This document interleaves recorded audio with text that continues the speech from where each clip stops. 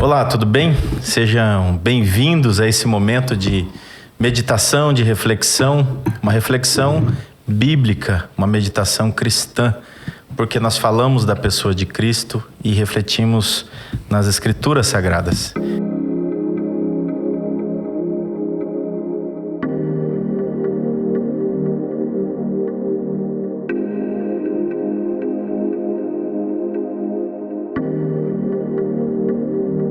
Estamos aqui hoje, mais uma vez, eu com bastante alegria, e poder, assim, falar com uma pessoa que eu conheci há pouco tempo, mas a partir do momento que eu comecei a conversar com ela e ver ela atuando e me trouxe, assim, uma paz, uma alegria muito grande, quis conhecer pessoalmente, convidei, aceitou e estamos aqui hoje falando sobre desigrejados e por que não falar um pouco também sobre a Igreja do Futuro. Quem está aqui comigo é o pastor Vanderlei Frari. Correto. Tudo bem? Tudo bem, Juliano. Tudo em paz? Obrigado por essa oportunidade, viu? Que bom. Uma alegria grande também estar aqui com você. Me sinto bastante honrado. Bastante honrado mesmo. Você abriu um espaço na sua agenda, você tem bastante compromisso, eu sei. Uma semana bastante turbulenta. Sim. E mesmo assim você abriu esse espaço e colocou esse momento... A gente privilegia as coisas importantes, né? Então, e contribuindo é importante estar aqui. Contribuindo para o Instituto Medita Fé, levando para as pessoas que estão espalhadas pelo Brasil, por todo o mundo. Tem gente vendo a gente de vários pontos do mundo, assistindo, acompanhando, meditando, refletindo, entendendo um pouco sobre igreja, comunidade, missão, tantos outros assuntos. E hoje a gente vai tocar num assunto que é bastante delicado, que fala a respeito dos desigrejados. Sim. E falando sobre desigrejados, nós também conhecemos como os indeterminados, né? Mas no meio evangélico a gente acaba falando desigrejados. Quando a gente fala desigrejados, como que você vê isso hoje?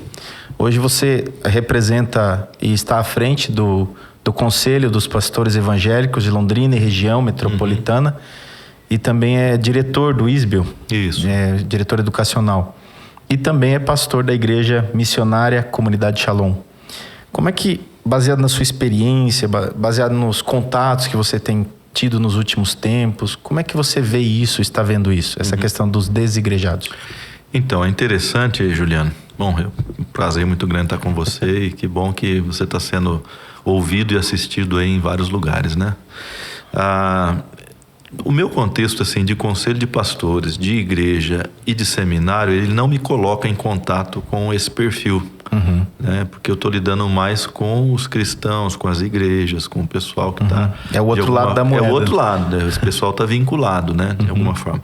Mas eu acabei me relacionando com esse grupo através de uma pesquisa de mestrado na UEL, em que eu descobri que eu poderia pesquisar naquele momento aquele fenômeno. Isso já faz uns 7 anos, né? Sim. E aí comecei a conhecer pessoas, comecei a me articular com pessoas para poder entrevistar e conhecer um pouco mais da história, né? E aí eu pude ver um outro lado, porque eu, como pastor e como líder, talvez eu tinha uma visão um pouco distorcida desse perfil, né? O próprio termo desigrejado é pejorativo, né? E eu descobri isso lidando com essas pessoas desinstitucionalizadas ou desvinculadas, que elas não gostavam desse termo também. E descobri que esse pessoal não é o famoso não praticante, não é o famoso desviado que a gente tem no nosso vocabulário eclesiástico, né?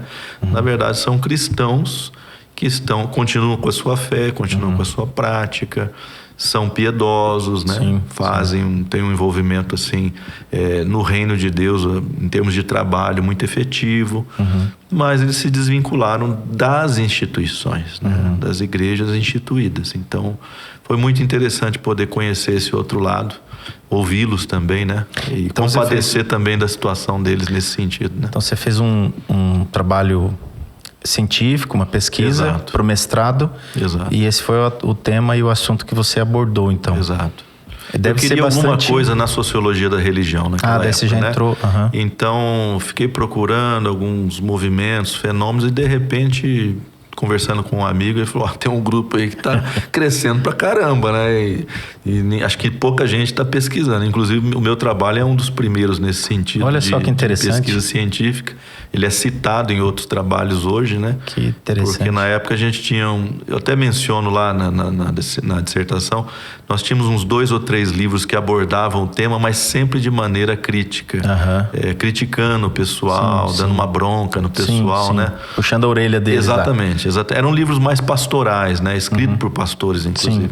E aí eu fui ver um outro lado disso aí. Então foi bem interessante essa experiência. Isso que você falou é importante, falar que eles não romperam com as confissões do cristianismo. Eles mantêm... Em geral, não. Eles não romperam em geral, né? E eu fiz uma pesquisa rápida baseado nesse assunto que nós estamos falando. São pelo menos 4 grupos, né? Que são aqueles que estão sem instituição denominacional. Esse é um grupo. Tem um outro grupo que são aqueles que são feridos, machucados em nome de Deus. Tem até um livro sobre isso. Isso. E também tem aqueles outros que eles são os informais, no sentido de não ter uma denominação, um nome, uma placa, mas se reúnem nas casas, em alguns em hotéis e outros até em escritórios, né? Em café, no cafezinho, reúne ali coisa um grupo, mais intimista, na praça, né? intimista. E tem crescido muito esse movimento, né? E o quarto, que a gente viu aí, principalmente depois da pandemia, que é pela internet, os cultos online, os eventos online e vídeos, né? Por exemplo, nós estamos aqui, é uma entrevista, é um bate-papo, mas as pessoas acabam seguindo, cada vez que a gente se reúne com alguém, eles querem desfrutar ou experimentar esse conteúdo que a gente traz. Como que você vê isso, assim, essa questão eles saíram, não abandonaram a fé, pelo contrário, eu acho que quando você desvincula de uma instituição denominacional, aí que você precisa realmente experimentar a fé, porque lá existe toda uma estrutura. Exato. E como que é essa caminhada, baseada na sua pesquisa e tudo, então? Acho que é importante a gente destacar o seguinte. Primeiramente, como que esse pessoal foi identificado? 2 fatores. Um interno e outro externo. Então, os pastores começaram a identificar pessoas que não mais queriam uma vinculação muito estreita com as igrejas locais, ou com as denominações. Em função disso, até passaram a tratar essas pessoas como desviados e pessoas que abandonavam a fé, que não era o caso muitas vezes. Os apóstatas, né? O fator externo foram as pesquisas realizadas pelo próprio poder público, né? Como, por exemplo, a pesquisa de orçamento familiar, que identificou 6 milhões em 2009, e o próprio censo de 2010, que identificou 9 milhões de pessoas desvinculadas. Agora, a gente tem que ter um pouco de flexibilidade ao analisar, né? Não são 9 milhões de pessoas que são evangélicas, desvinculadas de suas denominações? Nem tanto. Né? Em parte, sim. Há um grupo que diz, olha, eu sou evangélico, ou seja, eu tenho uma tradição evangélica, de repente nasceu numa igreja, foi criado numa igreja, tem uma confissão de fé evangélica, mas ela não tem a vinculação. Então, eu creio que há um grupo muito grande nessa condição. Quais são os fatores de desvinculação? N fatores. Desde decepção, de conflitos internos, está incomodado com alguma situação que está acontecendo na igreja, etc. e tal. Mas tem também um grupo que eu digo assim, ele é desigrejado não porque ele não tem igreja, é porque ele tem muitas igrejas. E aí nós entramos nisso que você falou, né? Eu tenho uma experiência intimista com um grupo aqui na casa de alguém, ou num hotel, ou num cowork, alguma coisa assim. Eu tenho 2 ou 3 referências que eu sigo na internet, né? De vez em quando eu passo por aí em alguma denominação, alguma igreja, para ver o que está rolando. Você entendeu? Então tem esse grupo que ele não tem uma vinculação fixa, mas ele transita. A gente chama de um trânsito religioso dentro do próprio contexto evangélico, tá? No neopentecostalismo, por exemplo, isso aí é muito comum. Então, o indivíduo é da Universal, mas ele é também da Internacional da Graça, e da Igreja Mundial do Poder de Deus, e talvez de outras. Então, ele transita como se ele exatamente. fosse uma só para ele. E quando o recenseador bateu na porta dele, ele na verdade não sabia dizer, porque o recenseador tinha um formulário meio que fixo, né? Certo, você é presbiteriano, batista, metodista, anglicano, luterano, católico, e foi dando opções. Mas não deu aquela opção múltipla escolha, né? Eu sou de todas, né? Então, dentro desse grupo, a gente tem que discernir que há um grupo que está desvinculado completamente. Certo. Né? E consumindo, uso esse termo aqui num sentido positivo, Sim, tá? sim. Consumindo o produto religioso através da internet ou através de outros tipos de reuniões. Mas tem o grupo que transita em muitas comunidades, e ele não tem mais essa vinculação estreita. Só com uma, né? E é difícil dizer, então, o que é essa pessoa no todo entorno, no contexto religioso, né? É difícil você dizer, eu sou isso ou eu sou aquilo, porque eu sou muitas coisas, na verdade. Né? É como se fosse uma pessoa que, ao invés dele jantar em casa todos os dias... Come restaurante. Ele vai em vários restaurantes durante a semana. Exato. Então ele acaba frequentando vários restaurantes, vários tipos de pratos, né? Que pode ser uma experiência muito boa, mas pode dar uma dor de barriga de vez em quando, né, Juliano? Pode. Porque você tá... São temperos diferentes. São mãos diferentes, exatamente, né? O peso do sal, ele é diferente, exatamente. Né? E até dentro do contexto neopentecostal é muito mais complicado. Eu falo assim, de forma alguma estou fazendo uma crítica ao neopentecostalismo, mas eu digo que pela sua pluralidade, que é típico do neopentecostalismo, hoje você pode ouvir aqui um camarada pregando a Bíblia com muita propriedade, mas amanhã, de repente, num outro contexto que você está, você vai escutar algo que não tem muito a ver, você entendeu? Que pode, talvez, te fazer mal no sentido, assim... Como se fosse uma comida mesmo. Um dia você exatamente. come uma pizza gordurosa, no outro dia você vai comer uma salada. Então, outro dia você vai comer um prato mais elaborado, com todos os nutrientes. Exato. E no outro dia você come uma batata frita com aquele monte de...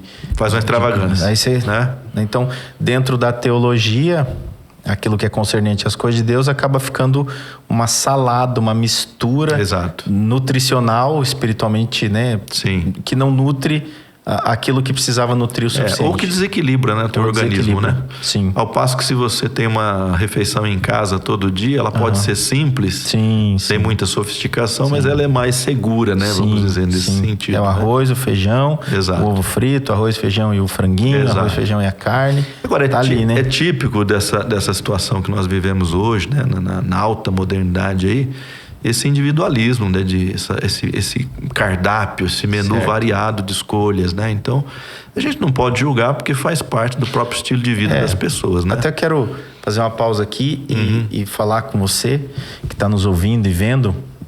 O que você estiver ouvindo e vendo aqui, se de alguma forma está te afetando negativamente ou não está fazendo muito sentido, eu peço que você olhe com outros olhos para a mesma coisa que nós estamos falando e veja como uma reflexão e não como uma crítica, uma reflexão, um levantamento, né? Exato. Porque é fruto de um trabalho de mestrado, é um fruto de uma pesquisa, é fruto de estatística, é fruto de uma dissertação, de um trabalho pesquisado, né? Sim. Então, aparentemente assim, então tá apontando para cá ou para lá. Não, é um problema que você pegou e a partir disso você fez suas pesquisas e trouxe. Sim, e inclusive nesse trabalho eu não posso emitir juízo de valor, eu não posso dizer isso aqui está certo ou está errado. Eu estou estudando só um fenômeno. Você traz todos os fundamentos e... Quando eu falo que talvez não seja a melhor opção para as pessoas, aí eu estou falando como teólogo, né? Aí eu estou fazendo uma outra análise... Uma análise teológica do fenômeno. Sim. Mas, como sociólogo, eu estou fazendo sem juízo de valor. Tô dizendo, isso até assim que acontece, é o que está aí. É o que está aí. Entendeu? Nesses dados do IBGE, você falou em 6 milhões, isso, né? Se for considerar até um pouco mais aberto, chega a 16 milhões. Sim. Mais aberto, né? Sim. Se você estender para outras denominações, né? Inclui o universo católico. E se você pegar esses 16 milhões, 2010 nós estamos falando, imagina... 2023, 2022, que nós estamos aguardando aí a próxima. Estamos aguardando 22, que deve aumentar, né? Então, hoje, a Assembleia de Deus é uma das que tem mais membros, vamos dizer assim. Sim. Esse seria o segundo, né? Seria a segunda maior igreja, então, segunda né? Maior igreja. respeitosamente falando, desigrejados, mas é o termo que é utilizado também. Exato. E assim, quando a gente fala, você vê isso como um novo desafio para as igrejas convencionais, tradicionais, ou você vê como uma reforma necessária? É um desafio que eles têm que enfrentar e manter toda a estrutura conservadora, ou é uma reforma que está acontecendo naturalmente? Pode forçar a igreja a se reformar, mas eu diria que é mais desafio. Por quê? Por quê? Importante a gente entender como é que surge essa nova modalidade, essa nova expressão de fé, né? Certo. Ela está muito atrelada com o individualismo moderno. Se a gente pensar bem, Juliano, historicamente, né, desde os primórdios, as pessoas significavam as suas vidas, ou davam sentido para as suas vidas, através das instituições. Toda a vida foi assim. É verdade. A primeira instituição é a família, é o clã, que é a família estendida. Certo. Depois vem a religião, vem o Estado, né, os impérios, as monarquias. Verdade. Então, tudo isso era a instituição que significava a vida do indivíduo. Eu estou aqui, eu me sinto protegido. Há uma cultura própria minha, que me cerca, que me dá certa segurança e que me ajuda a viver, a desenvolver a minha própria existência. Certo. Com a modernidade, todas as instituições foram descredibilizadas, né? A família se dissolve na Revolução Industrial. Estou falando aqui de Ocidente, porque se a gente sair por aí procurando no mundo, provavelmente você vai encontrar lugares ainda onde os clãs ainda dominam. Posso ir lá no interior da China, eu vou encontrar uma família estendida lá de 30, 40 pessoas, e elas dão o próprio sentido para suas existências naquele contexto. Vivem num contexto feudal ainda, etc e tal. Mas estou falando de Ocidente, que é onde a gente percebe os maiores avanços e onde a gente vive, né? Então essa família é dissolvida, a religião é descredibilizada pelo ateísmo, as monarquias dão lugar ao Estado moderno. Os estados são descredibilizados pelos seus próprios atos nefastos, né? De direita você tem um nazismo e um fascismo, de esquerda você tem os estados totalitários, socialistas. Então todos vão perdendo a sua credibilidade. Resta o que agora para significar a minha vida? O que resta para eu dar sentido para a minha existência? Eu mesmo. Então eu tenho que me virar, né? Eu tenho que correr atrás. E o que nós vivemos hoje nesse momento de individualismo é justamente isso. É o indivíduo tendo que se virar nos 30 para buscar o sentido da sua existência, para encontrar caminhos, rumos, etc. Então é um desafio para a igreja grande. Por quê? Porque a igreja é comunitária. Desde o seu nascedouro. É como se fosse Abraão e ali o primeiro clã sendo formado, né? Exatamente. E aí seguiu até Josué e assim por diante. Mas se você pegar a igreja primitiva, ela é uma comunidade por excelência. As pessoas não existem, a gente costuma dizer o seguinte: na antiguidade as pessoas tinham individualidades. Mas elas não existiam à parte da comunidade. Sempre hoje nós temos um individualismo. Eu consigo existir sozinho. Aquele filme lá do Tom Hanks, né? O cara vive numa ilha sozinho, ele se vira ali, né? Mas faz falta. Faz falta esse aparato da família, da própria religião, ou de alguma instituição maior, né? Que possa dar a ele um pouco de segurança, uma identidade, né? Tudo isso vem das instituições. Né? Poderia dizer que das necessidades básicas do ser humano é o pertencimento. Pertencimento. Né? Então eu preciso fazer parte de alguma coisa. Exatamente. Para que eu me sinta incluso e aí eu me sinto seguro em alguns pontos, né? Alguns muros, algumas estruturas mínimas, para eu, em alguns momentos, eu posso relaxar, posso descansar. Quando tem todos esses muros que eu não tenho mais, não tenho esse clã, não tenho referências, aí eu volto para mim mesmo, e aí quando eu volto para mim mesmo eu não encontro força. Exatamente. Aí eu preciso voltar a Deus. Exatamente. E tanto que a ressaca do individualismo são as tribos hoje, né? São os grupos menores, eu diria assim, né? Minoritários, que o indivíduo precisa pertencer de alguma maneira. Ele precisa criar uma identidade com aqueles grupos, o que fortaleceu demais, né? Esses grupos hoje em dia, em função de que a gente não consegue viver sem uma referência. Né? Então, para a igreja, eu acho desafiador. Como é que você lida com um indivíduo que precisou significar a sua vida sozinho, né? E inclusive no contexto da fé. Sendo que eu tenho, por natureza, um DNA comunitário. Esse já é o grande desafio, Esse né? é o grande desafio. E aí nós falamos em reforma. Como é que eu vou reformar o meu DNA? Será que eu vou ter que ser uma igreja individualista também? Cada um por si, Deus por todos aqui? Né? Como é que eu lido com isso? Então, A propósito, você entrou num assunto bem interessante para a gente aproveitar e esclarecer. Tem pessoas que dizem assim, eu sou a igreja, né? Eu sou a igreja. E Paulo não disse isso. Vamos aqui lá. ler na íntegra, né? Eu vou aqui com Esse é um texto bem interessante que vale a pena. Vamos pegar aqui 1 Coríntios, no capítulo 12. Vamos ler aqui. Eu vou ler em voz alta e a gente depois faz um comentário. 12, versículo 12. Não, vamos, acho que a partir do 20... Deixa eu ver aqui. Do 27. Do 27. Ora, vós sois o corpo de Cristo e seus membros em particular. E a uns pôs Deus na igreja, primeiramente apóstolos e em segundo lugar profetas, e em terceiro doutores, depois milagres, depois dons de curar, socorros, governos, variedade de línguas.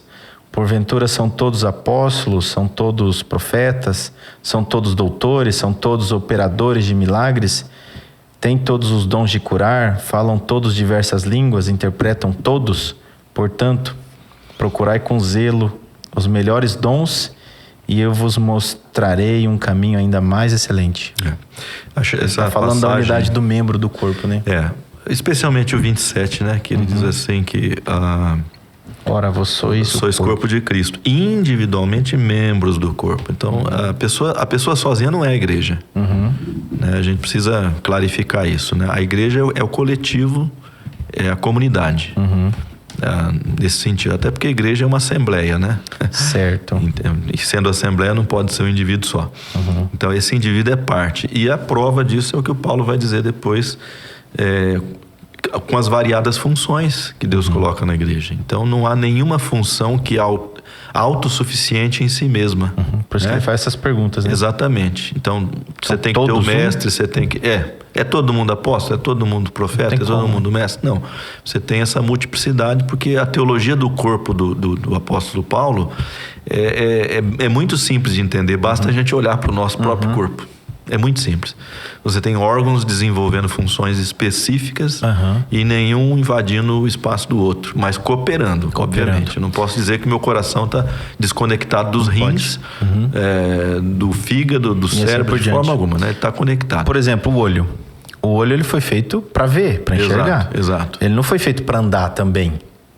Mas coopera no andar, né? Coopera com o andar. No andar. As pernas, os pés têm suas funções e ajudam no andar. Sim. Mas sem o olho não sabe a direção. Exatamente. Então aí as funções de cada membro do corpo distribuído conforme os dons. Essa interdependência, né? Mas todos é um. Exato. Ou todos são um, né? Isso. Fazendo aqui uma forma de brincar aqui com as palavras, né?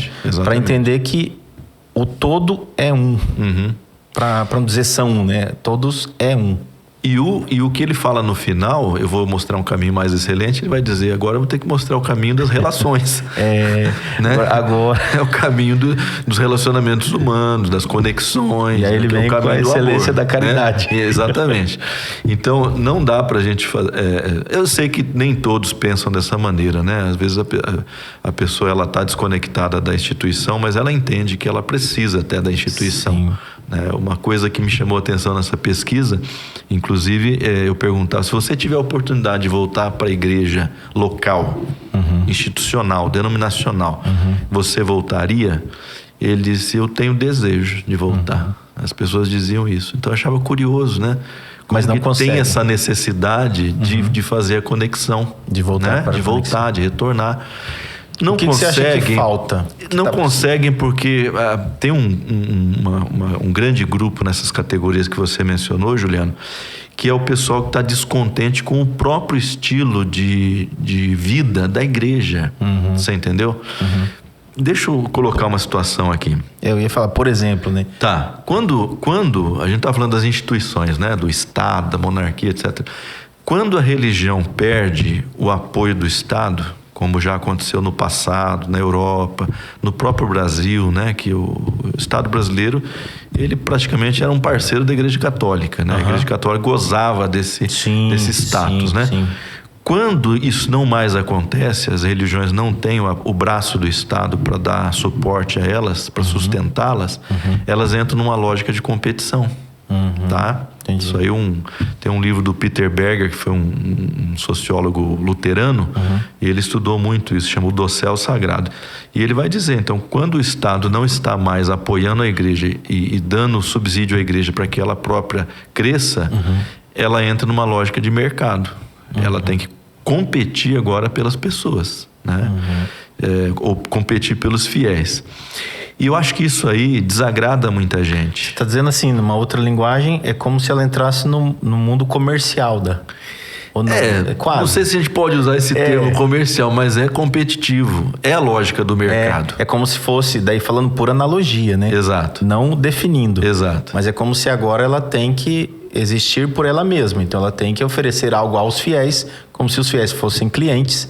E os clientes vêm, que são os fiéis, vêm para consumir aquele conteúdo, então eles precisam, para consumir aquilo precisa fazer sentido para eles, senão eles não vêm. Exatamente. Não deixam ali as contribuições, exatamente, não só financeira, mas a contribuição de... A própria participação, de trabalho, né? Envolvimento. Cooperação e etc. Né? Isso aí é muito verdadeiro. Então desligou o Estado ali, esse apoio, por exemplo, agora ela tem que... É muito curioso, né, a gente tratar isso aqui, talvez é delicado, mas quando a Igreja Católica no Brasil se viu desprovida agora do guarda-chuva do Estado, ela precisou aderir a muitas estratégias que eram típicas dos pentecostais, dos protestantes, certo. Entendeu? E a gente percebe alguns movimentos assim, né? Por isso que você tem padres que são estrelas nesse sentido, né? Você tem estratégias. Sim. Ela ainda é muito reticente, né? Sim. Porque a Igreja Católica, ela tem um conservadorismo muito forte. Mas já deixou... Mas já tem uma parcela... Alguns braços, né? Algumas linhas assim, que esticou um pouco mais. Exatamente. Né? Esticaram. Então, assim, para esse fiel que é mais zeloso, vamos dizer assim, ele não gosta dessa lógica comercial, como você disse, essa lógica de competição. Porque ele percebe assim que às vezes as igrejas estão fazendo das tripas coração para conquistar uma pessoa.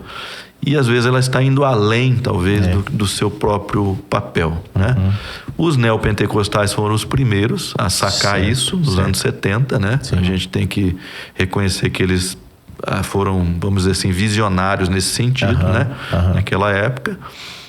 Mas hoje a gente fala de uma neopentecostalização das próprias igrejas históricas.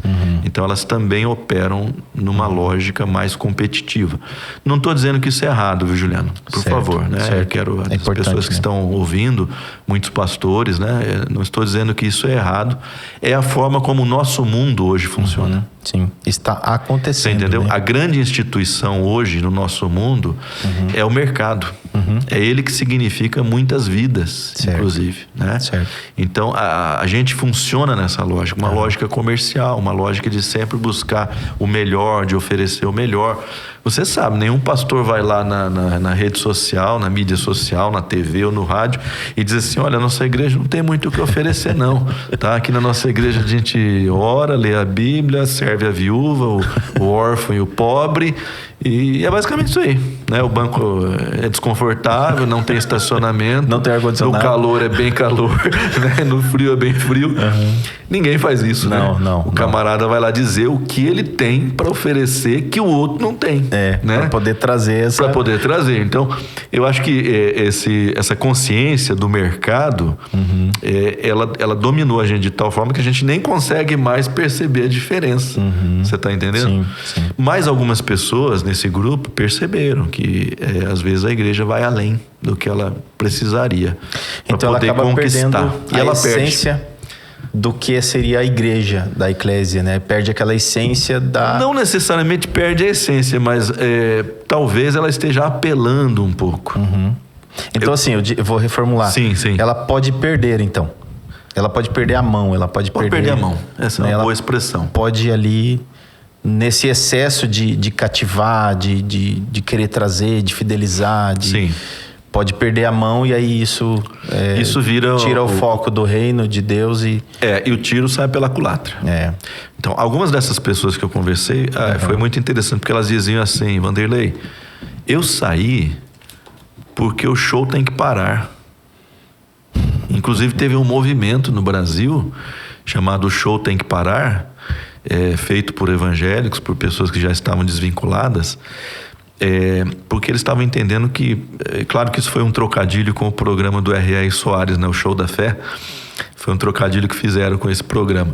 Então o show tem que parar no sentido assim, a gente não precisa de todo esse aparato, de toda essa coisa mirabolante para fazer o nosso papel como cristão. A gente pode fazer na simplicidade, na modéstia, você está entendendo? Então, sim, essa crítica, eu achei que ela tem fundamento. Sim. Eu achei que ela é razoável. Sim, sim. Né? Não pude contrariar e dizer, não, você está errado. De forma alguma, eu acho que a pessoa estava certa, né? Porque a essência da igreja, além de ser comunitária, ela é também da simplicidade, né? Então, ela é de você se rebaixar para alcançar os que estão mais abaixo, né? E não de se elevar para excluir pessoas. Exatamente. Você está entendendo? Ó, no 1 Coríntios, capítulo 12, que nós lemos, eu vou ler aqui o 22 agora. Antes, os membros do corpo que parecem ser os mais fracos são necessários. Exato. Então isso mostra a importância da simplicidade, do resgate a essa simplicidade, do retorno à simplicidade. Sim. Que é o que as pessoas estão buscando hoje, na verdade. Eu tenho percebido isso. As pessoas querendo não mais um restaurante tão assim, né? Um restaurante tão elaborado, cheio de tanta coisa. Às vezes as pessoas querem ir lá voltar e comer o arroz e o feijão. Exatamente. Bem feitinho, bem temperado. Aquele arroz e feijão de mãe, de vó, né? Feito com tempero ali, tirado do quintal, né? Isso. A cebolinha, salsinha tirado na hora, né? Isso. Um alho na hora, macetadinho, né? Aquele feijão que é feito, cozido no dia. Então as pessoas estão buscando isso de volta, né? Aquela igreja primitiva, aquele primeiro amor que é falado lá em Apocalipse, né? Por João, escrito ali. Então, como, na sua opinião, como voltar a olhar para essa igreja simples, essa igreja... Como que voltaria isso? Esses 6 milhões, 8 milhões, talvez está indo mesmo para 16 milhões, 20 milhões agora, pode acontecer, a gente não sabe como que está hoje. Mas como que isso pode mudar diante desse cenário que nós estamos vivendo? Quando a gente fala de evangélicos, é muito difícil falar de mudança. Por quê? Não porque eles não queiram, eu acho que é um povo muito aberto à mudança. Mas é porque é difícil articular tantos grupos diferentes. Né? Você vê que até para formular a pergunta aqui, eu fui buscando aqui, não achei Exatamente. Eu deixei aberto. Porque não tem se você está num contexto católico, você tem um comando central, certo, que de certa maneira dá as cartas. Você dispara. Nem todo mundo vai obedecer, porque você tem também algumas ideologias dentro do próprio grupo, né? Sim. Pode ser que tenha alguns resistentes, mas de certa forma você vai fazendo a coisa pouco a pouco, né? Alterar. Mas no evangélico não, porque a gente não tem papa, a gente não tem bispo, a gente não tem gente que coordena o grande grupo, né? É uma miríade de denominações, de igrejas, né? Então eu acho que a mudança, ela parte justamente do próprio fiel. Por isso que eu não considero o movimento dos desinstitucionalizados um problema, mas eu considero ele talvez uma oportunidade para a igreja fazer uma reflexão, tá? Porque já que a gente funciona na lógica do mercado, a palavra do consumidor é importante, não é, Juliano? Exatamente. Porque você é um contador. Se você presta um serviço ruim, o teu cliente vai dizer, Juliano, isso aqui não é o que eu esperava de você e tal. Se você for uma pessoa séria, honesta e que deseja crescer, você vai falar, tá certo, eu vou rever agora o meu trabalho, a minha forma de agir, né? Então, se as igrejas começarem a ouvir um pouquinho dessa queixa, quem sabe ela comece a fazer uma reflexão mais séria. Séria, né? Então, é sintomático? É sintomático, mas ao mesmo tempo é uma oportunidade da gente ouvir esse pessoal. Então, em vez de rotular, é um perdido, é um desviado, é uma ovelha, né? Que saiu do rebanho. Não, vamos escutar o que esse povo está dizendo, né? Quem sabe Deus está falando através deles ali alguma coisa e a gente precisa aprender, né? Porque a igreja não é infalível, né? Liderança não é infalível. A gente tem que acabar com essa ideia, né? De que a igreja, porque ela é grande, porque ela é próspera, porque ela tem muito dinheiro, ela é infalível. De forma alguma. Ela pode estar completamente no caminho contrário. Você entendeu? Pode ser que todo esse grupo esteja indo para o caminho certo e esse que está aqui precisa ir para lá também. O grupo dominante tá precisando rever. É como se fosse assim, todo mundo fecha as portas dos grandes salões e vamos junto para cá. Exatamente. Claro, não é isso. O ideal é que, já que tem o salão, que tem toda a estrutura, vem para cá. Claro. Vem para cá, vamos juntos, né? Essa seria a ideia da aglutinação, Exato. De trazer esse resgate.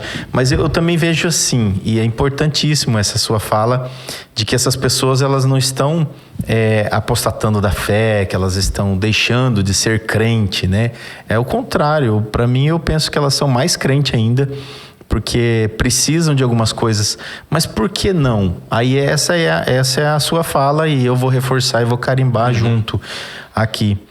É uma grande oportunidade para as igrejas. É uma oportunidade. É o grande momento da igreja, não instituição uma por uma, mas é o grande momento da igreja na terra. Exato. De olhar para tudo isso e falar, peraí. Esse número não é à toa. E é grande, né, Juliano? Esse mover de Deus não está acontecendo por acaso. Essas resistências, ou por um motivo, ou por outro, e aí saindo e outros ficando, o que está acontecendo, afinal de contas? Precisamos olhar para isso com muito carinho e com uma profundidade maior, uma reflexão profunda sobre isso. E eu acho que a pandemia, ela vem reforçando essa ideia, né? Não sei se providencialmente ou acidentalmente, mas ela passou por aqui, né? Então, as igrejas, ao longo da pandemia, elas sentiram o impacto do peso institucional. Certo. Porque foi... Aquele peso institucional era uma coisa que ela quase precisou se livrar dele para poder subsistir. Você entendeu? Porque a igreja não aconteceu mais dentro do templo. Ela precisou se articular num universo mais midiático. Correr para cá, né? Exatamente. Mas também, assim, numa reconexão com seus próprios membros. A gente não podia visitar as pessoas. Eu estou falando da minha denominação, algumas estratégias que a gente foi adotando, né? A gente não podia visitar as pessoas em função do perigo de contágio e toda a coisa. E as pessoas não vinham ao templo. Então, a gente trabalhou muito com essa conexão via WhatsApp, né? Telefone. Como é que você está? Vamos orar com você e tal. E depois, com um pouco de afrouxamento ali das regras, a gente conseguia visitar a pessoa no portão da casa dela, na portaria do prédio, né? Mas para reconectar, porque imagina agora, você não tem o local de encontro, que é um aglutinador. Certo, né? Certo. Como é que você faz agora? Você vai perder esse povo. Então, assim, eu acho que o desafio agora, você falou dessa igreja do futuro, o desafio sempre vai ser reconectar as pessoas. Certo. Criar um vínculo emocional. Porque não adianta você falar, eu tive uma experiência com Jesus, foi maravilhosa, minha vida foi transformada. Se você não tiver um vínculo com outra pessoa, é o que o Tertuliano falava lá nos primórdios da cristandade, né? Ele dizia assim, unus cristianos, nulos cristianos. Significa que cristão sozinho não é cristão. Né? Então, você tem que fazer essa conexão. Porque ali tem vínculo emocional, ali tem um senso de interdependência, uma cooperação mútua. Então, tem uma série de coisas ali, né? Certo. Então, acho que a igreja, se ela conseguir, mesmo que ela tenha lá sua parafernália, né? Moderna, mercadológica, mas se ela conseguir conectar, eu não estou contra isso, né? Desde que você tenha... Você entendeu? É o que você falou da comida lá, né? Eu não sou contra você comer um Doritos aqui, desde que você esteja comendo arroz e feijão lá todo dia, né? Não vai fazer mal esse tipo de coisa, né? Tomar uma Coca-Cola de vez em quando, não vai matar ninguém, né? Mas desde que você tenha o essencial. Agora, se você só tomar Coca-Cola e comer Doritos, teus dias estão contados, né? Então, assim, cria conexão. Segunda coisa... Dá a Bíblia para esse povo. Dá a Bíblia. Para de autoajuda gospel, né? Porque a autoajuda gospel é só mais um efeito do individualismo. Eu sempre digo, é você ensinando o indivíduo a combater os problemas que o próprio individualismo criou nele, né? Você retroalimentando o próprio individualismo. Então, sozinho você vai dar jeito, Juliano, tá? Eu sou igreja sozinho. Eu vou dar meu jeito. Eu falo com Deus no meu quarto e ponto, acabou. E eu acredito que você fala com Deus. Tá, mas e daí, né? Mas cadê o... Tá, e daí, né? Daí cadê a frente. comunidade, né? E a sua esposa? Onde que essa fala de Deus se articula? Onde que ela se ventila? E a sua esposa do lado, seus filhos, o seu marido, seus pais, seus avós, seus netos, seus amigos, seu trabalho... E assim por diante, né? São camadas, né? Então... Nessa grande cebola, né? Se eu que é a sou vida. sozinho aqui, essa grande cebola da vida. Então, quando Paulo traz esse exemplo e fala, essa carta é uma carta também pastoral, né? Pastoral. Ele corrigindo problemas, corrigindo egoísmo. Problemas. Né? Corrigindo divisão. E aí ele fala, olha, gente, deixa eu explicar para vocês aqui o que é uma unidade. Unidade é isso. Sim. Então, comunidade... Povo, igreja, é isso, é igual um corpo. Então tem os olhos, tem isso, tem a mão, tem os braços. E aí ele vai indo para esse lado e fala, até aqueles que parecem menos, né, os mais fraquinhos também são importantes. Demandam mais cuidado. Né? E a gente pensa assim, não, eu dou conta na minha casa. Não dá conta, não dá conta. Chega uma hora que você... não consegue orar, você precisa de alguém que ore por você, interceda. Hoje naquela uma pessoa intercessão. me disse o seguinte, ele falou assim, assim, vamos dizer que o filho não está muito inserido num contexto de igreja, apesar dos pais estarem, né? Certo. Então ele diz assim, olha, a gente ora em casa, a gente estuda a palavra, a gente ensina tudo que é certo, mas tem um negócio que falta ainda. E é a conexão desse menino com uma comunidade. Você entendeu? Com outros jovens correlatos. É um bom menino. Né? Tem sua fé e tal. Sim. Mas ele precisa. Porque se você pensar, reconectar com a comunidade, dar uma alimentação sadia, palavra, e dar um sentido de propósito. Certo. Tipo assim, você não está aqui para ficar telespectador. Você tem uma função, você tem uma missão. Sim. Né? Se você acordou hoje... Você tem trabalho. Se você acordou vivo hoje é porque alguma coisa você tem para fazer. Exatamente. Alguma coisa, algum Se você propósito. conseguir esse tripézinho, Juliano... Você pode ter parede preta na sua igreja, você pode ter bateria, luzes, gelo seco, bateria. O púlpito é um tambor, ou uma prancha. Exatamente. Ou um acrílico. Não faz diferença. Ou uma madeira. Não faz diferença. Porque isso não incomoda, porque o essencial está ali. E a conexão. Você conectou pessoas, você dá um alimento sólido e essas pessoas têm uma coisa para realizar no mundo. E é interessante, porque quando existe isso, e muitas igrejas têm isso. Muitas igrejas que eu conheço têm isso. Tem uma conexão sólida, tem uma palavra boa e o pessoal está engajado. Perfeito. O consumidor puro, ele não fica nesse ambiente, porque não é o que ele quer. O consumidor, ele só quer, como a própria palavra diz, consumir alguma coisa. Só consumir. Ele quer chegar, furar a fila, pegar o que ele quer e vazar, né? Exatamente. Como se estivesse vazando mesmo pelas frestas, né? Então, você usou muito o exemplo da comida. Vamos imaginar, assim, um restaurante em que você entra e o dono do restaurante diz assim, seja bem-vindo, aqui é a sua casa, tal. Você pode comer onde você quiser, né? Do jeito que você quiser, sirva-se à vontade e tal. Eu só vou te pedir uma coisa, no final você vai lá com a gente lavar os pratos e a louça, né? Os garfos. E você vai até pagar menos por isso. Talvez você não pague nada. O consumidor, ele não faz isso. Agora, o cara que foi lá, engajou, conectou, falou, pô, que legal. Deixa eu lavar, aqui, né? Deixa eu lavar, porque eu gosto de ajudar. Terminou, ele já vai juntando os pratos, né? E claro que esse restaurante não existe, né? Claro, se existir aí, você me fala que eu não conheço. Mas na igreja ainda, né? É basicamente assim, né? Mas a igreja é assim, né? Você num chegou culto ali... você serve, no outro você é servido. Exato. Você chegou ali, conectou com pessoas, é alimentado espiritualmente, mas tem alguma coisa para você fazer na vida de outros. Né? E esses outros... É qualquer pessoa, né? Eu falei do órfão, da viúva, do pobre, mas é qualquer pessoa, né? A gente já trouxe aqui alguns temas a respeito dos pastores também que estão vivendo esse momento.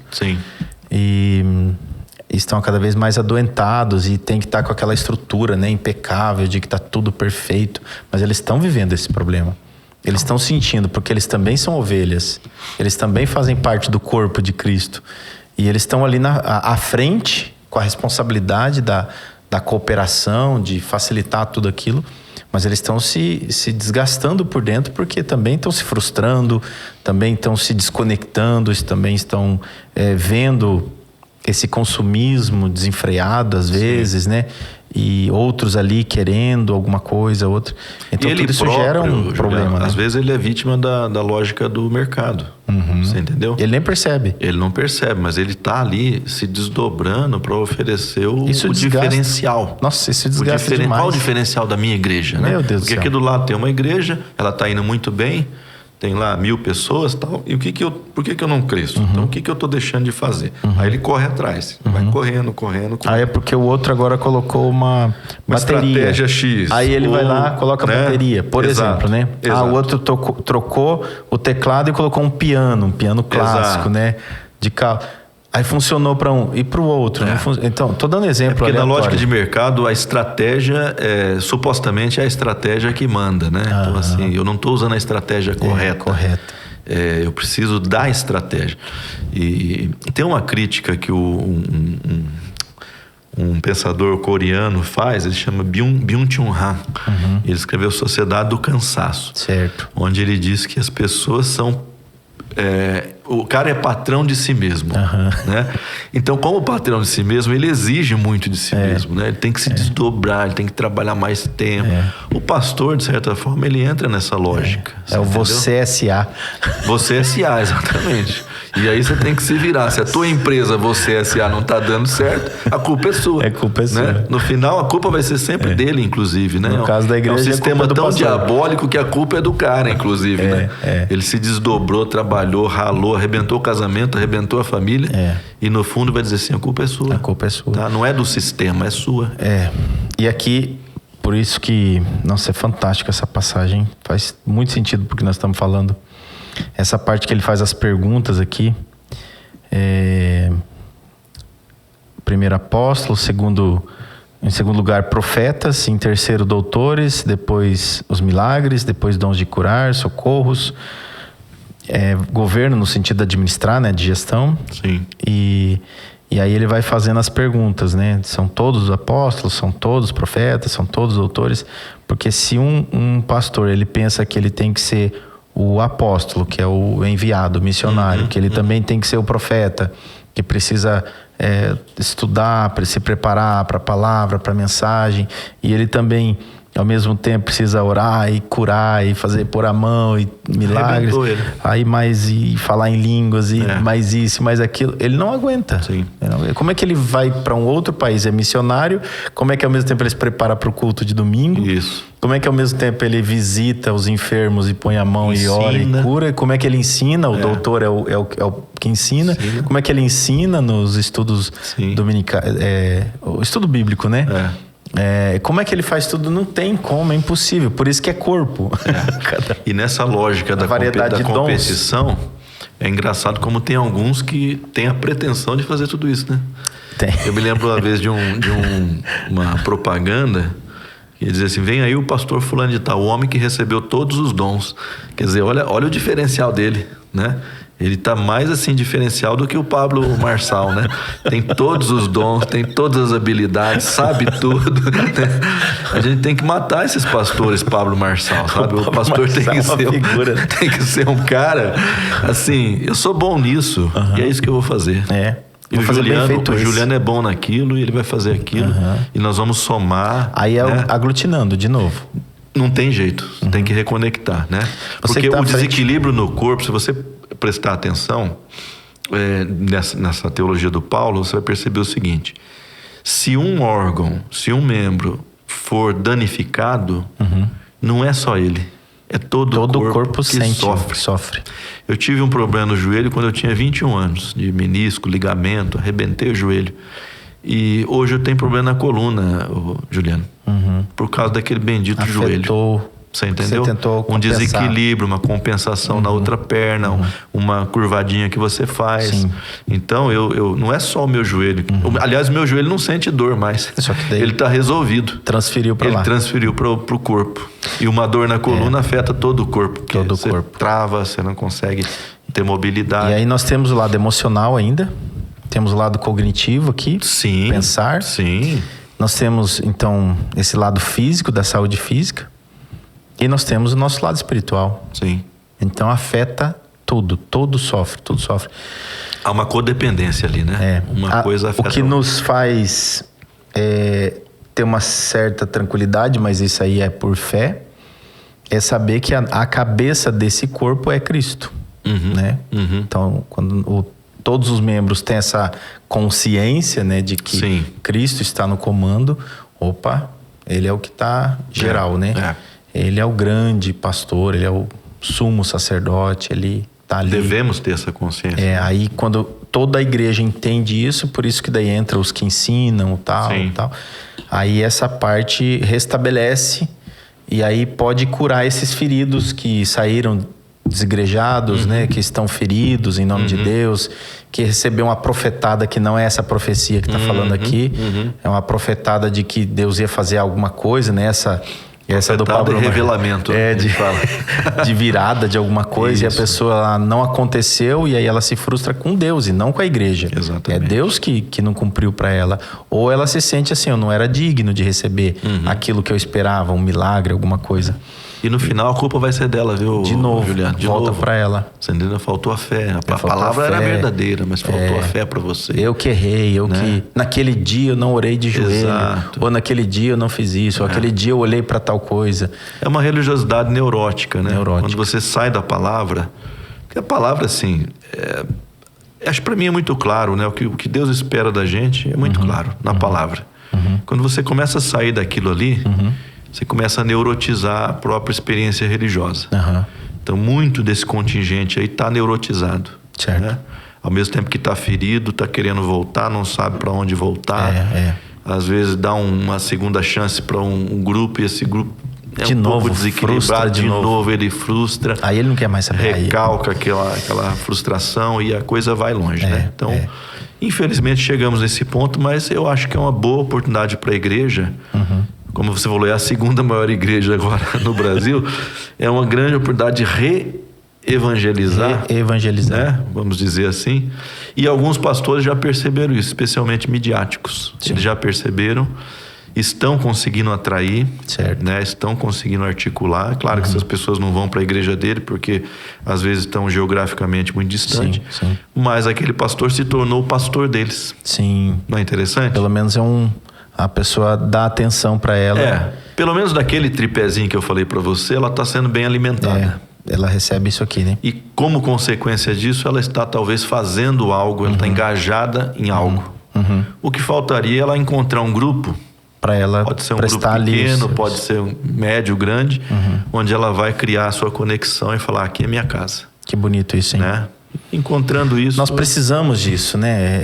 É um alívio até para... É um alívio, ó. Você falou é verdade, olha, puxa.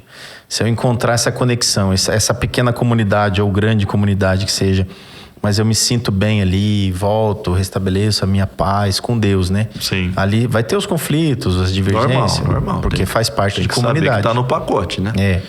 Mas isso traz um certo alívio, um descanso, assim, opa, tô aqui, eu posso fazer a minha parte bem feita, o outro faz a dele, todos somos uma parte. O conflito, inclusive, Juliano, ele não é que faz parte, só acho que é importante a gente dizer, ele é também um instrumento, né? De trabalho na vida da pessoa, né? Porque ele é a faísca que precisa. Né? Precisa, você entendeu? O duro dessa geração, né, dessa geração individualista, um pouco narcisista, é que ela não tolera a frustração e o conflito. Então, eu sou de uma geração, acho que você também, que a gente lidou com muito conflito. Sim. Dentro da igreja. Dentro da igreja. Mas aquele conflito foi importante para amadurecer o caráter da gente, né? Lapidar um pouco. Hoje, assim, não. Amadurecer, né? É como você, vamos voltar na história do restaurante. Aquela comida é maravilhosa, mas eu fui lá outro dia e estava quente lá dentro, estava calor. Eu estava suando, não volto mais. Mas peraí, A você comida jogou é boa. a água do bebê, jogou o bebê com a água do banho, né? Não é? Pô, tem tanta coisa boa. Deixou o essencial, Vai lá, conversa com o dono, vê o que ele pode fazer, né? deixou o essencial pelo trivial, né? Exatamente. Ah, eu queria um ar-condicionado naquele restaurante. Mas e o essencial, que nutre mesmo, né? Exatamente. Aquilo que Então, traz. hoje, se você vai se conectar com um grupo, uma igreja, você tem que entender. Vai ter conflito. Faz parte. E Deus vai usar esse conflito na sua vida para você ser aperfeiçoado. E se você fugir desse conflito, você está perdendo a oportunidade. E se você procurar um lugar onde não tem conflito, você não vai achar lugar nenhum. Então é um dilema assim sério, né? Ou eu entro na chuva para molhar, ou eu fico, né, sozinho lá naquele Vocês abrigo, ouviram, né? Aproveitando que você falou isso, se você pudesse dar uma dica, um conselho para quem está nos ouvindo, é baseado nisso que a gente falou, baseado nesse viés que você pegou agora, nessa linha, o que você diria para essas pessoas? Eu diria o seguinte: suspeite dos seus próprios sentimentos. Muito desse movimento ele foi feito baseado no sentimento. Né? Eu fui ofendido, eu fui contrariado, eu não gostei do que vi. E eu acho que em muitas dessas situações foi inclusive justo a sua insatisfação, a sua frustração, porque infelizmente nós temos pessoas hoje dentro das próprias igrejas, às vezes mal intencionadas, né? Então tem fundamento, mas suspeite dos seus sentimentos. Então, se você não tem desejo de se conectar, se você não tem desejo de participar de uma comunidade, duvide disso, né? Porque muito provavelmente o que Deus quer para a sua vida é justamente o oposto. É que você faça parte do corpo, Se reconecte, sirva no corpo, seja alimentado por uma boa palavra, por uma teologia sadia, né? E tenha esse propósito de vida. Então, Juliano, se a gente quer crescer, a gente tem que seguir aquele conselho americano, né? No pain, no gain, né? Sem dor, não tem sofrimento, não tem ganhos, né? Então, vamos ter que encarar mesmo. Tem que encarar. Pra frente. Eu gostei dessa frase que você falou, que sem o conflito, né, sem essa faísca que gera o nosso crescimento, o nosso desenvolvimento, fugir disso, talvez você está perdendo a grande oportunidade de crescer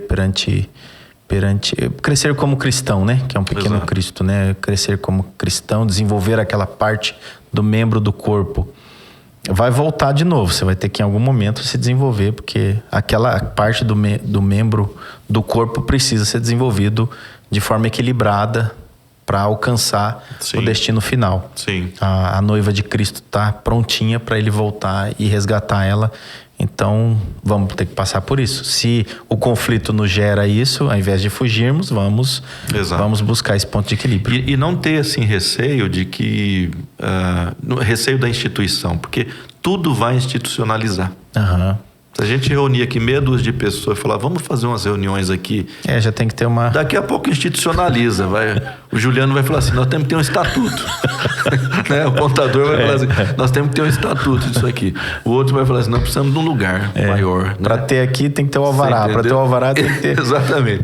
Então, eu não tenho medo da instituição, porque a instituição está aí. Ela tudo institucionaliza, né? O que a gente tem que saber é viver dentro da instituição, valorizando o orgânico, né? Sim. Valorizando o organismo que vive na instituição. Não deixar a instituição sufocar o organismo, mas o organismo dá vida para a instituição, né? Então não precisa ter medo não, mas tem que procurar um pouquinho, viu? Excelente. Tem que procurar um pouquinho hoje em dia, né? Vai demandar uma peregrinação às vezes da pessoa, né? Pastor Vanderlei, Deus abençoe. Amém. Obrigado. Muito obrigado por ter aceito. Espero que ninguém se torne mais um desigrejado depois da nossa conversa, mas que a gente consiga reverter. Vamos inverter e reverter. Processo, né? Sim. Tá bom? Eu fico muito feliz de poder conversar sobre esses assuntos e transmitir de alguma forma esses assuntos para as pessoas, para que elas possam compreender e dar um novo significado para esse nome, esse título, né? Isso. E as pessoas olharem para isso não como uma coisa pejorativa, mas uma coisa assim, peraí, é um movimento que está acontecendo. É eu que preciso parar e refletir. como é que eu me reconecto, como é que eu me alimento e como é que eu tenho propósito, né? Exato. Então, aonde eu vou buscar isso? Eu preciso me reconectar. Eu não consigo ficar sozinho. É impossível. A pandemia veio, você falou que pode ser isso ou aquilo. Eu quero acreditar que foi uma providência divina, sim. Foi algo que Deus foi lá e falou, experimentem isso, porque do jeito que vocês estão indo, não vai legal, não está indo bem. Então, aconteça isso, não estou falando das mortes, não estou falando disso, estou falando do afastamento das pessoas. Você vê que o próximo assunto aqui que Paulo trata é a respeito da caridade. Exato. Então, você vê que cai direto no ponto. Se nós tivéssemos sido mais caridosos, não é caridosos de dar o dinheiro, a caridade mesmo, como Paulo ensina aqui, nessa pandemia, talvez nós tivéssemos superado ela diferente. Nós estaríamos em outra fase. Toda a humanidade teria subido um degrau num consciente coletivo geral, assim, né? Todos subissem, né, para um outro nível. E por não ter esse elemento, porque esse elemento é o antídoto do problema, né? É o antídoto. O capítulo 13 é o antídoto de todo o livro. Por não ter tido isso, a gente dividiu mais, a gente polarizou mais. Aí veio a política no meio, aproveitou, rachou, misturou, entrou na igreja, a igreja entrou nisso. Exatamente. Então, quem tirou alguma coisa de boa dessa pandemia é um felizardo, assim, bem-aventurado. Porque muita gente não soube olhar o momento, né? Queremos convidar você a refletir nesse assunto, e se você se sente um desse desigrejado, procure volte de novo, né, a entrevista, veja os pontos e envie para outras pessoas que você acredita que é importante ouvir essa mensagem que falamos aqui, esse diálogo, essa conversa, esse bate-papo, essa reflexão. E envie para outras pessoas, comentem, faça suas perguntas aí também. Você perguntando, compartilhando, comentando, nós vamos ler uma por uma e quem sabe a gente faz um outro vídeo daí falando um pouco mais sobre as questões. Podemos até marcar, se for o caso, uma outra entrevista aí falando um pouco mais das dúvidas, né? Ou dos questionamentos ou das perguntas, enfim. Claro. Mais uma vez, quero agradecer de todo o meu coração. Obrigado. Fiquei muito feliz da sua vinda e espero que isso atinja o coração de muitas pessoas que estão nos vendo e vendo. Obrigado. Deus abençoe você, sua família, sua casa, seu lar, seu ministério e suas funções, que principalmente hoje você está ali como presidente do Conselho dos Pastores Evangélicos de Londrina e região. É uma grande responsabilidade lidar com toda essa diversidade, todas essas comunidades em geral. Fico feliz e honrado de poder bater um papo assim. A honra é minha, viu? Que Deus abençoe as pessoas que estão nos ouvindo também. Até mais. Até.